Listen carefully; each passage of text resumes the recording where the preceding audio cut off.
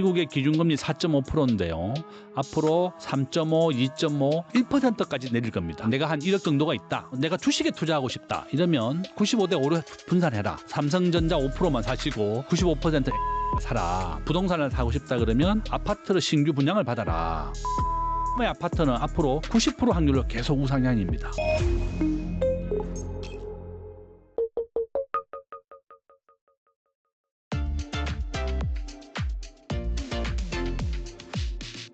그다음에 상호 관세 좀 이슈에서 여쭤보자면은 한국은 미국과 이제 협상을 통해서 상호 관세율 15%로 확정을 하긴 했는데 또 세부적으로 살펴보면은 미국이 무역 확장법 232조를 근거로 해서 철강, 알루미늄 파생 상품 등 407종에 대해서는 50% 관세를 또 부과하면서 뭐 기계라든지 자동차 부품이라든지 전자기기 등 우리나라 주요 수출 품목이 뭐 직격탄을 맞을 것이다라는 그런 우려도 있는데 한국 기업들이 입게 될 실질적인 피해 규모는 어떻게 전망하시는지 궁금하네요. 제가 이제 PPT를 한번 보여드리면 우리나라 중소기업의 생존 전략 써놨는데요. 네네. 우리나라의 이제 기업이 이제 살아남으려면 이런 구독 경제나 온라인 쇼핑이나 정부 조달을 해야 된다 이렇게 써놨고 우리나라 생산성 세계 38개국 중에 34위다 이렇게 써놨습니다. 또 이제 우리나라 1% 부자가 되려면 순자산 30억, 평균 55억을 가져야만 이제 부자가 되고 네. 우리 국민 자산의 75%는 이제 부동산이다 이렇게 써놨습니다. 우리나라 이제 경제에 대한 이제 서학 분석을 제가 이제 해놓은 거고요. 이게 이제 세계 경제 성장률 이제 예측치 이렇게 보면 되겠고, 이거 우리나라 경제 성장률입니다. 우리나라 표에 본 것 같이 노동 생산성이 전 세계 거의 꼴찌다. 38개국 중에 34위입니다. 우리가 꼴찌다. 이런 것 때문에 이제 우리나라가 이제 경제가 낮은 거고.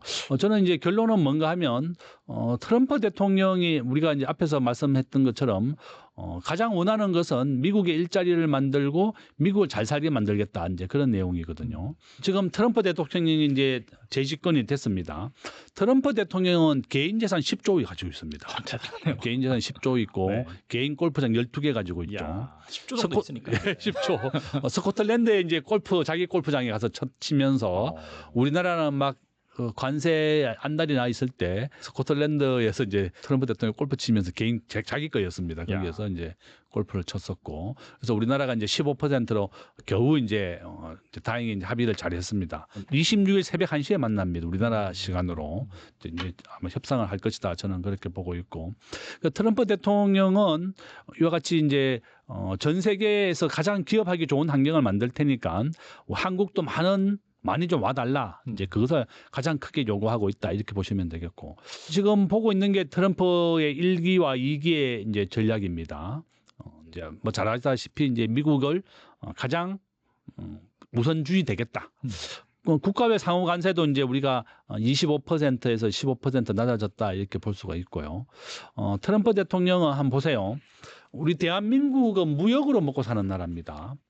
수출 의존도. GDP에서 수출과 수입이 차지하는 비중을 우리는 무역 의존도라고 부르는데 한국은 75%입니다. 세계에서 두 번째로 높습니다. 독일이 80% 1위고 한국이 75%인데 한국은 미국에 수출하는 것이 이제 자동차나 자동차 부품 이런 걸로 이제 수출하는 겁니다. 지금 현재 제가 이제 한번 보여드리면 지금 이게 치열한 전 세계 무역 전쟁을 제가 이제 PPT로 보여주고 있습니다. 우리가 10월 달에 이제 아페크 회의 우리나라 경주에서 열리게 되거든요. 이제 뭐 시진핑에 대해서도 초청장을 보냈고 트럼프 대통령도 초청장을 보낼 겁니다. 이렇게 무역으로 먹고 사는 게 우리 대한민국이다. 현재 우리나라는 지금 보고 있는 이 TPP에는 가입이 안 돼 있습니다. 이건 일본이 주도한 거고 RCEP이라고 되어 있는 거죠. 이건 중국이 주도한 겁니다. 중국이 주도한 RCEP은 가입되어 있는데 일본이 만들었던 TPP는 우리나라가 지금 가입이 안 되어 있다. 미국도 지금 탈퇴했습니다. 그러니까 TPP는 관세를 영원으로 낮추는 거죠. 모든 FTA라고 하는 것은 관세를 없애는 겁니다. 우리나라는 원래 관세가 없어요. 미국하고 한미 FTA가 체결되어 있었기 때문에. 근데 트럼프 대통령이 여기에 대해서 15%를 신규로 부과한 겁니다. 근데 일본은 원래 관세가 2.5% 있었습니다. 맞아요. 네. 우리나라는 관세가 12.5%가 평균 관세. 우리나라에 들어오는 모든 제품은 12.5% 관세를 내야 되고 미국은 2.5%를 내야 됩니다. 중국은 8%, 일본은 한 4.5% 정도 됩니다. 근데 결론은 우리는 미국과 관세를 안 내다가 15%를 물게 된 거고, 일본은 2.5% 내는 데다가 이제 15% 추가됐다.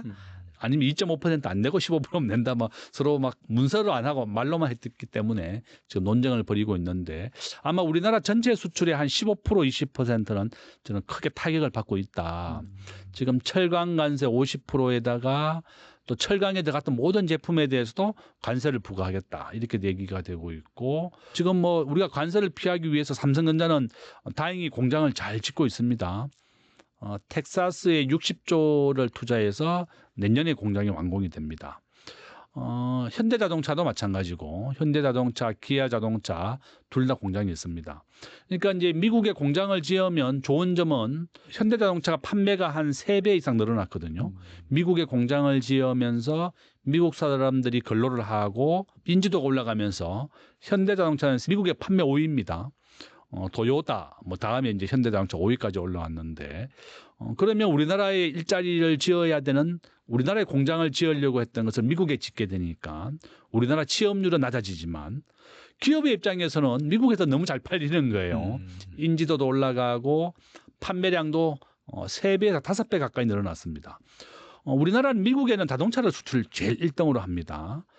자동차, 제가 이제 한번 보여드리면, 우리 대한민국은 대체 미국에 뭘 수출하느냐. 자동차가 가장 큰 수출 품목이고요. 지금 현재 우리 대한민국이 미국에 가장 많이 수출하는 것은 바로 자동차 부품, 석유화학, 반도체입니다. 중국에는 반대로 반도체가 가장 우선이었다.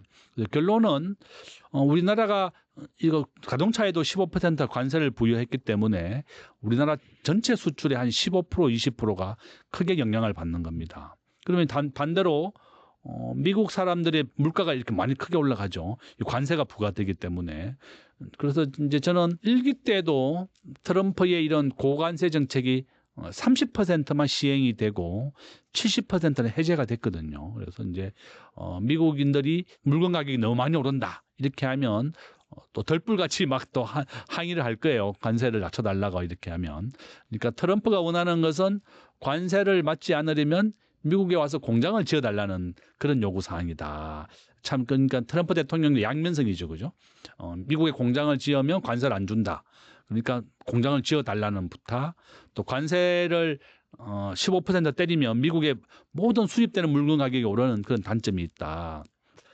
캐나다와 멕시코는 현재 35% 관세, 브라질은 50%, 그다음에 스위스 우방국인데도 39% 관세를 때렸습니다. 그러니까 이제 트럼프 대통령은 우방국이고 친한 나라가 없다, 무조건 미국에 잘해라, 이제 그겁니다. 예.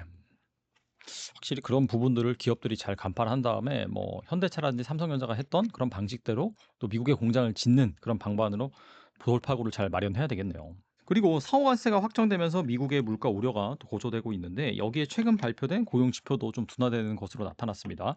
미국의 경기 침체 가능성이 커졌다라는 목소리가 나오고 있는데, 그럼에도 미국 주식 같은 경우에는 또 이 금리 인하 기대감을 받아서 또 사상 최고가를 또 경신을 하고 있어요. 소장님께서는 현재 이 미국 증시 상황을 어떻게 보시는지 궁금하네요.